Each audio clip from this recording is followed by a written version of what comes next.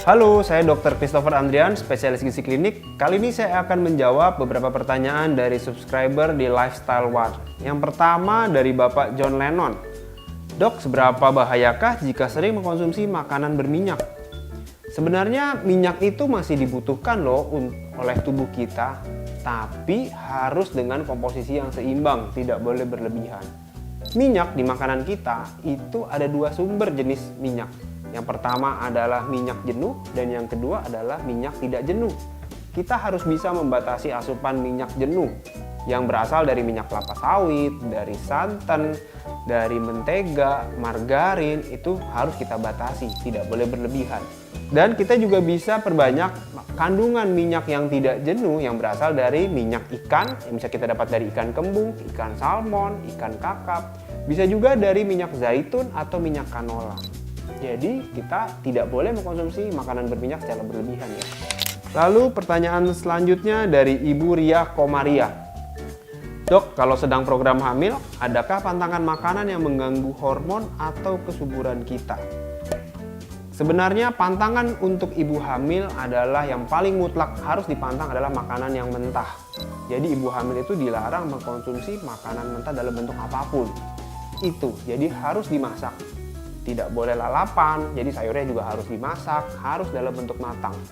Terus yang kedua, harus batasi karbohidrat sederhana atau minuman-minuman manis. Tidak boleh berlebihan seperti produk gula, mau dia terbuat dari gula pasir atau gula jawa, sirup, susu kental manis, itu kita harus batasi.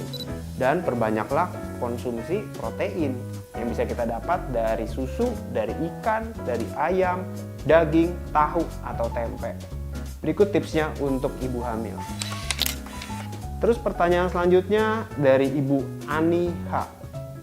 Banyak info kalau saat menstruasi mengkonsumsi air dingin bisa membuat mens tidak lancar hingga menyebabkan kista. Boleh dijelaskan, Dok? Sebenarnya ini merupakan statement yang hoax atau mitos dan tidak benar. Tidak ada hubungannya apabila kita mengkonsumsi air dingin membuat mens jadi nggak lancar.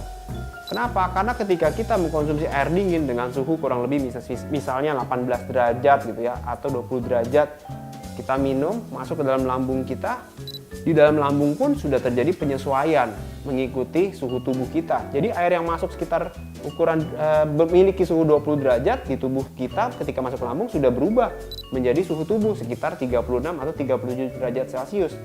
Jadi pertanyaan ini atau statement ini merupakan mitos ya. Pertanyaan selanjutnya adalah dari Gula Mirsa. Dok, adakah makanan-makanan yang berbahaya saat dikonsumsi bersama seperti air jeruk dengan seafood? Sebenarnya konsumsi air jeruk dengan seafood itu tidak apa-apa, asal tidak berlebihan maksudnya. Oke-oke aja, it's okay, nggak masalah kita mengkombinasikan beberapa makanan seperti ini. Yang harus kita hindari adalah kita mengkonsumsi karbohidrat dengan karbohidrat lain. Misalnya contoh, kita makan mie instan dengan nasi, atau kita makan nasi dengan produk kentang lain. Itu kita harus batasi, supaya asupan karbohidrat kita tidak berlebihan. Dan biasakan ketika kita makan sumber karbohidrat seperti nasi, atau kentang, atau jagung, atau ubi, itu dengan sumber protein dan sumber serat lain.